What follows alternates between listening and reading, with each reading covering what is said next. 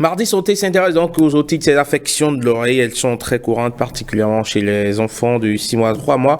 De 6 mois à 3 ans, j'allais dire. Elles ne sont généralement pas graves, mais peuvent connaître des complications préjudiciables à la santé des enfants. N'est-ce pas génial? Bonjour et bienvenue. Tout à fait. Bonjour Herman, comment allez-vous? Bien, mais je pote comme un chat. Je crois que là, j'ai inversé. D'habitude, c'est vous qui me demandez. Ah, c'est ça. J'espère que les téléspectateurs vont bien aussi. Aujourd'hui, effectivement, on parlera des otites. Ce sera avec le docteur Senami Agossou. Il est médecin spécialiste ORL. Alors, docteur, bonjour et bienvenue à vous sur ce plateau. Bonjour. Alors, les otites, qu'est-ce que c'est? Les otites, d'abord, je vais commencer par dire de ne pas confondre une otite à une douleur à l'oreille. D'accord. Parce que la majorité des gens se plaignent de douleur à l'oreille et pour eux, d'emblée, c'est une otite. Ce n'est pas le cas. D'accord. Donc, une otite peut être comprise, en fait, comme une inflammation qui touche soit le conduit auditif externe, soit l'oreille moyenne. Je vais expliquer un peu. L'oreille moyenne. Voilà. L'oreille moyenne, en fait, c'est une cavité qui est creusée au sein de l'os temporal. C'est notre temple, c'est l'os qui porte en fait l'oreille. Et cette cavité est composée de la membrane du tympan qu'on peut voir à l'aide d'une torche. Au mieux, quand un médecin dispose d'un instrument qu'on appelle otoscope qui permet de donner un accès à travers le conduit à cette membrane du tympan. Mais il n'y a pas que le tympan. Derrière le tympan, il y a un système d'osselets, c'est de petits os qui sont engrangés dans le tympan et qui permettent de transmettre le son qui est capté par le pavillon de l'oreille et transmis au conduit auditif externe. Donc, ce sont les inflammations qui vont toucher cette partie de l'oreille que nous appellerons les otites moyennes plutôt. Voilà. Alors, qu'est-ce qui peut justement engendrer cela?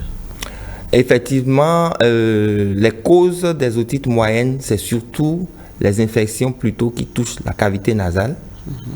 Aussi paradoxal que cela paraisse, c'est qu'en réalité... Ça veut dire qu'en réalité, ça part... des narines. Voilà, c'est ça. Les narines, par leur arrière-cavité, donnent accès à la caisse du tympan dont je viens de parler tantôt, par un cheminement qui est un canal qu'on appelle la trompe d'Eustache. D'accord. Qui permet en réalité d'égaliser la pression atmosphérique de part et d'autre du tympan. C'est comme si vous avez un tam-tam. Le tam-tam ne peut pas résonner si vous l'avez posé totalement à terre. Donc on est obligé d'incliner le cône pour que le son puisse sortir. C'est de cette manière que l'oreille arrive à marcher. D'accord. Donc c'est comme ça que ça se passe et on en arrive habituellement aux otites, voilà. Au moins au début. Tout à l'heure, d'entrée, il parlait de 3 à 6 mois. Je profite... 6 mois à 3 ans. 6 mois à 3 ans, pardon. Je vais profiter pour dire qu'en réalité, ça veut dire que les adultes ne sont pas concernés du tout. C'est ça? Non, les adultes sont concernés. Voilà. Donc. Mais il y a une nuance à apporter à cette fréquence qu'on retrouve relativement chez les enfants.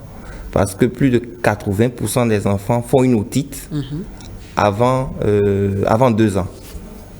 C'est lié au fait justement que les enfants constituent un terrain neuf sur le plan anatomique et sur le plan immunitaire. Anatomique, ça veut dire que c'est un organisme qui est neuf, qui ne sait pas encore se comporter pour se défendre par rapport aux agresseurs. Et en cela, les narines constituent des cavités qui s'infectent facilement. Vous avez la fréquence des rhinites, les enfants sont souvent enrhumés. Et justement, ne pouvant pas se moucher et ne maîtrisant pas ce geste-là, il est important en fait de les aider en faisant des lavages de nez. Des lavages de nez régulièrement. Voilà. Et si à un moment donné, les sécrétions qui au départ n'étaient pas infectées, du fait que ces sécrétions vont stagner, ils vont permettre à des microbes de se multiplier et ces microbes vont évoluer après vers les oreilles et les infecter.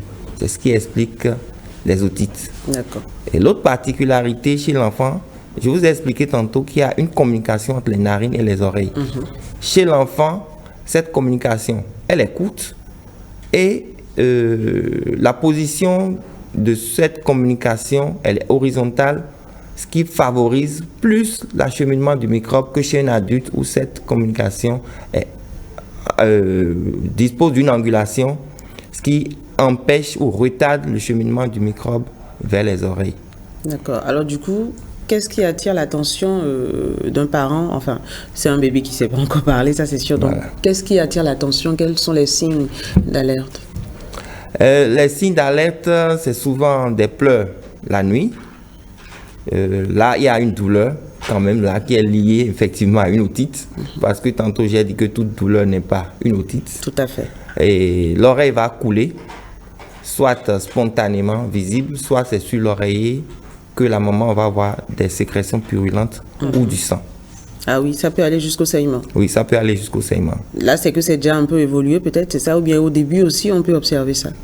Au début, non, il n'y a pas de sécrétion, mais il faut comprendre que le processus d'otite, en fait, c'est la constitution d'un abcès ou à l'intérieur d'une cavité close qui va chercher à sortir.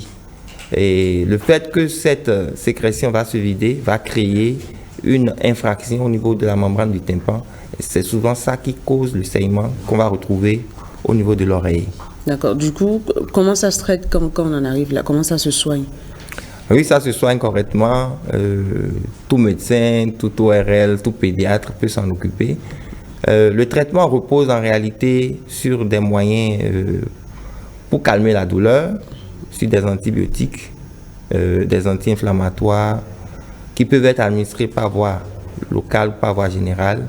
Mais il faut privilégier et ne jamais oublier les soins d'hygiène du nez. D'accord. Qui consiste à faire effectivement le lavage de nez. Alors, une otite mal gérée, mal soignée, peut-être on a observé les signes, on ne s'y connaît pas, ou l'automédication, excusez-moi, peut-être dans la routine, quand on en arrive là et que ça évolue, est-ce que ça peut créer des complications Oui, bien sûr, les otites peuvent donner beaucoup de complications. Lesquelles?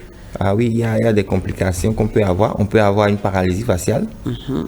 Oui. Ah oui, non, ça je... Si. Ah bon? Le nerf qui permet au visage de se mouvoir passe derrière l'oreille dans la même structure osseuse. Donc la diffusion de l'infection peut entraîner une paralysie faciale. On peut avoir ce qu'on appelle une labyrinthite. C'est en fait des cavités qui permettent non seulement d'acheminer le son, mais aussi d'être équilibré. Donc, il est possible d'observer des vertiges en cas d'otite. L'évolution peut aller jusqu'à donner des méningites, des encéphalites. Une otite peut... Bien faire tout sûr. ça? Et une otite peut donner aussi une septicémie.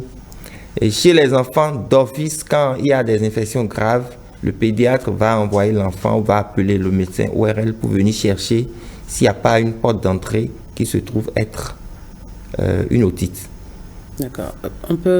Ça peut conduire jusqu'à la surdité? Eh oui. C'est... Oui, les otites peuvent entraîner une surdité. La fonction de l'audition, en fait, est déjà compromise quand il y a une atteinte de l'oreille, puisque c'est une fonction qui est dévolue à l'oreille. Quand vous avez toute forme d'atteinte au niveau de l'oreille, vous avez la fonction d'audition qui est compromise, mais souvent de manière transitoire. Dans les otites aiguës, qui durent moins de 10 jours, en tout cas moins de 3 mois avec toute l'évolution et le traitement, la fonction de l'audition est rétablie au bout du traitement. Mais malheureusement, il arrive qu'on tombe sur d'autres formes d'otite qui sont souvent méconnues. Ce ne sont pas les otites moyennes aiguës, on appelle ça les otites séreuses. Dans ce cas-là, il n'y a pas un épanchement liquidien. Il n'y a pas un épanchement liquidien septique. C'est un liquide qui ne contient pas de microbes. Ok. Mais il y a un liquide quand même qui empêche la transmission normale du son. Donc, l'oreille est engluée dans cette substance-là et on a des otites, on a des surdités de transmission parce que la chaîne tympano-ossiculaire n'arrive pas à transmettre ce son-là. Quand vous dites surdité de transition. Transmission, oui. D'accord. Est-ce que dans ces cas-là, c'est remédiable ou c'est définitivement... Non, c'est remédiable. C'est remédiable. C'est Après remédiable. le traitement, ça peut revenir. Oui, l'audition se sensation... rétablit. Mais c'est que très tôt, les parents ne se rendent pas compte de ça cette avance forme un peu trop d'otite. Ce qui fait que c'est plus fréquent, en fait, chez le nourrisson et en période préscolaire. Et vous voyez que votre enfant perd le goût à parler, il augmente le volume des postes. Il demande à ce qu'on répète souvent les mots. Et vous êtes normalement interpellé pour quand même aller demander au médecin qu'est-ce qui se passe. Qu'est-ce qui se passe? Et c'est devant ces plaintes que le médecin a mené à faire des explorations qu'on appelle l'audiométrie, accompagnée d'une mesure de l'élasticité du tympan. On appelle ça une tympanométrie. Et le diagnostic est vite fait. Et le traitement peut être médical, mais il peut aussi demander des gestes chirurgicaux. Ah oui. Alors, tout ça, est-ce qu'on peut prévenir tout ça? Prévenir les otites pour ne pas en arriver là? Comment vous avez parlé de lavage au départ, mais en dehors de ça, est-ce qu'il faut avoir... le lavage de nez. Ok, évidemment. On se met à nettoyer. Comme je ne vous ai pas entendu ce matin, je me disais bien que ça allait arriver.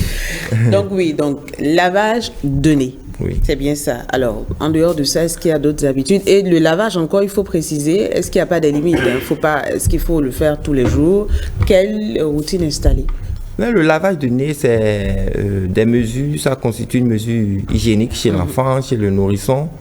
Ça peut être pratiqué selon qu'il existe une infection du nez, 6 à 8 fois par jour. Ça permet de désobstruer la narine.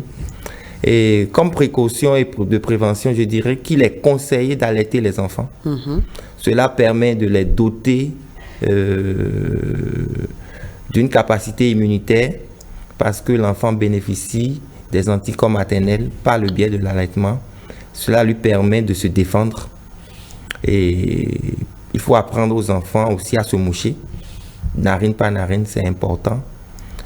Et leur apprendre aussi à se laver les mains après tout geste de nettoyage de nez, c'est très important. Et traiter toute infection du nez de manière correcte, c'est le plus important. À peu près ce qu'il faut retenir comme conseil. Oui, tout à fait. Herman?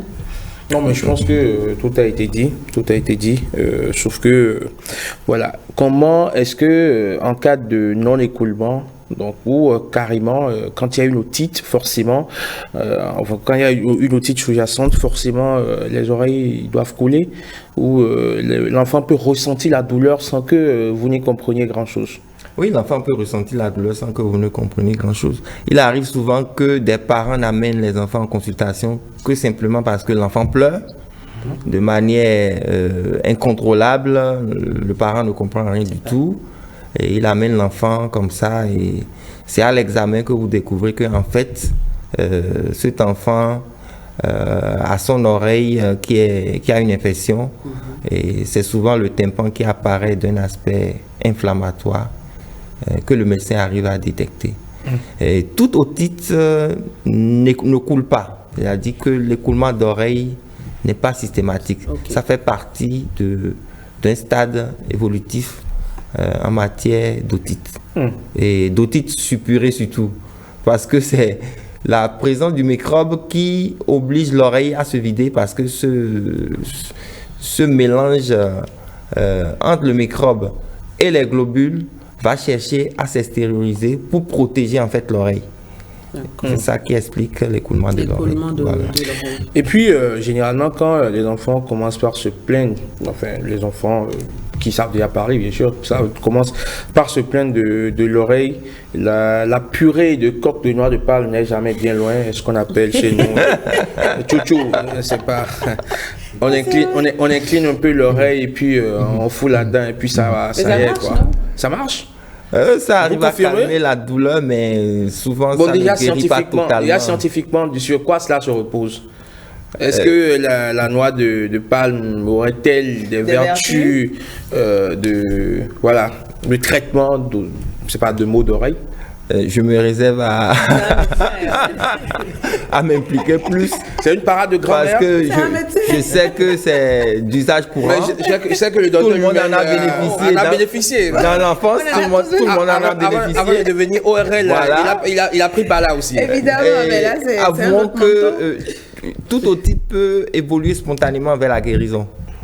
Et spontanément. Oui, spontanément. Il y a des pourcentages où l'organisme peut se défendre et arriver à juguler l'infection. Et est-ce que en superposant cet aspect à la chose, on pourrait dire que le tchotcho est efficace? Bon, c'est difficile. Mais de la même façon, comme il n'y a pas d'études vraiment qui se soient penchées sur ce fait-là, on ne peut pas non plus affirmer. Mais toutefois, ce n'est pas conseillé de mettre des liquides dans l'oreille en cas de perforation tympanique. Oui, parce que là, s'il y a... Voilà, parce que le liquide peut passer à travers la brèche et passer dans la caisse du tympan, et là, c'est difficile à soigner. Oui. Mais dans les otites externes, je crois que c'est peut-être utile. Souvent, certaines personnes disent « je me suis baigné, j'ai eu mal à l'oreille » ou « j'étais dans la piscine, je me suis cuiré l'oreille, j'ai eu mal ». En fait, c'est parce que les conditions locales ont été dégradées. Et ce qui fait que la peau étant exposée aux microbes, elle s'infecte facilement. D'où un lubrifiant peut facilement protéger l'oreille et éviter qu'il y ait une infection. Je me dis souvent que c'est le cas de l'efficacité de notre huile Tchotcho. Très célèbre. Ah oui, c'est encore ça, elle est toujours. Hein? Bien sûr, bien sûr. Il y en a qui l'ont toujours quelque part dans le coin de la maison. Et lorsque vous plaignez de l'oreille, hop, allez, on cherche le foulin et puis bon. Ça peut aller. Je pense que ça va. Ok, super. Merci beaucoup, docteur. Je rappelle que vous êtes le docteur Senami Agossou, médecin spécialiste ORL. Ce fut un plaisir de vous avoir, comme d'habitude, parce que vous êtes un habitué maintenant. Merci beaucoup. Le plaisir est partagé et je me fais toujours un point d'honneur de venir répondre à votre sollicitation. Ça, je confirme. La spontanée. Ah oui. Merci beaucoup. Franchement. Franchement. Merci beaucoup. À très bientôt. À bientôt. Merci docteur, vous passez une excellente journée du mardi. On espère vous retrouver bien assez vite par ici. À votre suite, Mardi Environnement s'installe. C'est avec monsieur Environnement William Apollinaire qui avec lui on parle de la place de l'intelligence artificielle dans le combat écologique. À tout de suite.